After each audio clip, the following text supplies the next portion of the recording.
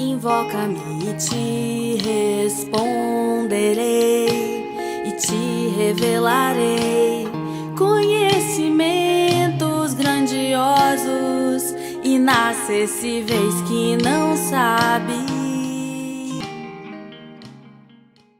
Com muita alegria e esperança renovada cada vez que nós compartilhamos, que nós nos deparamos com a palavra de Deus, quero compartilhar com vocês o texto de Romanos, capítulo 9, versículos do 6º ao de número 13, onde lemos: E não pensemos que a palavra de Deus haja falhado, porque nem todos os de Israel são de fato israelitas, nem por serem descendentes de Abraão são todos seus filhos, mas em Isaque será chamada a tua descendência. Isto é, estes filhos de Deus não são propriamente os da carne, mas devem ser considerados como descendência os filhos da promessa, porque a palavra da promessa é esta: por este tempo virei e Sara terá um filho, e não ela somente, mas também Rebeca, ao conceber de um só, Isaque, nosso pai.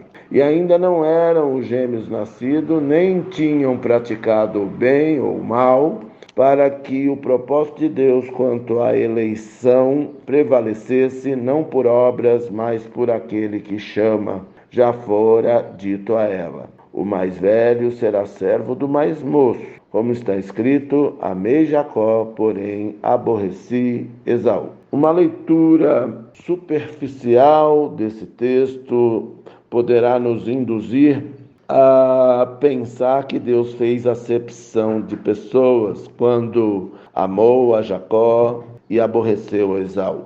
Há coisas na Bíblia que se discernem mais no âmbito espiritual do que no físico.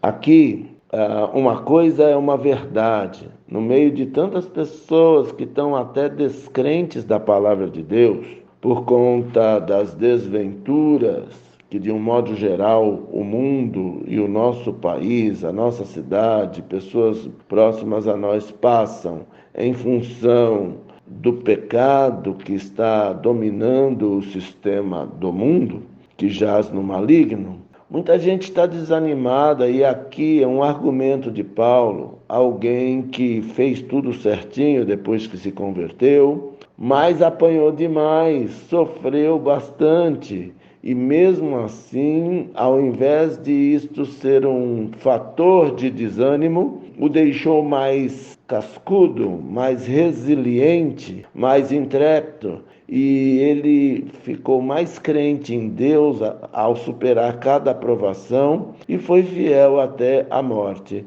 e morte por decapitação. Este homem altamente motivado nos fala que nem todos os de Israel são de fato israelitas. Jesus, quando esteve aqui na terra, nos falou: nem todo o que me diz Senhor, Senhor, herdará o reino do céu. Não é o fato de ser filho sanguíneo de Abraão que confere a herança, como não é só o fato de sermos membros de uma igreja que nos confere a primazia da salvação, porque há infiltrados entre nós pessoas que não são convertidas. Mas nós temos que nos apegar, nós que cremos, que fomos transformados pelo Senhor, que não somos só membros, mas discípulos de Jesus em uma comunidade tão abençoada e abençoadora como a nossa. É preciso a gente entender: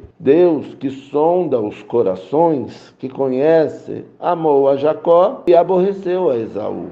Algumas coisas que não entendemos. A nossa relação com Deus tem fatores de mistério que serão revelados no tempo de Deus. Porque, como ele mesmo disse, o Senhor Jesus, se ele falasse agora, nós não poderíamos suportar. O que é importante nós vermos aqui é que Deus cumpre a sua promessa, ainda que ela seja improvável. No caso de Sara, ela teve um filho em sua idade avançada, como cumprimento da promessa de Deus. E Rebeca, que também era estéril, teve não só um, mas teve dois, os gêmeos. E Deus falou com ela o seguinte: olha, Rebeca, já vou te adiantar antes de eles nascerem. O mais velho vai servir ao mais novo. Não sei dizer exatamente qual o motivo específico, mas é um decreto de Deus. Deus decidiu, está decidido. O importante nesses tempos em que muitos estão frustrados, muitos já não acreditam mais na palavra de Deus, nós nos apegarmos a ela com fé, e a fé vem desse ouvir e dar ouvidos a essa palavra. Romanos foi a carta que mudou o mundo, porque um antigo padre creu, publicou as respostas que recebeu de Deus. Isso mudou o mundo. E o tema principal da carta é a salvação pela graça, pela fé em Jesus, o amor de Deus por nós. Então, mesmo que as más notícias pululem na mídia, confiemos, ouçamos a voz de Deus que nos alimenta, nos sustenta, nos coloca de pé a cada dia, porque Ele nos ama, porque somos eleitos de Deus para esta grande bênção que é a salvação. E o nosso coração, a nossa boca tem que confessar isso, tem que professar isso, porque quando a gente toma essa atitude, nós alimentamos, fortalecemos não somente a nós, como a todos à nossa volta. Isso é, na essência, ser luz do mundo, ser sal da terra. Em um mundo totalmente perdido, o povo atirando para todo lado, nós seguimos a nossa jornada com fé e esperança, com os olhos fitos, com os olhos fixos no autor e consumador da nossa fé, que é Jesus Cristo, e com o nosso coração confiante nas promessas de Deus. Que Deus nos abençoe, que escondamos esta palavra no nosso coração para não pecarmos contra Deus. Sirvamos ao Senhor com alegria e apresentemo-nos a Ele com cânticos, porque esse é o dia que o Senhor fez. Em nome de Jesus, Deus nos abençoe. Amém.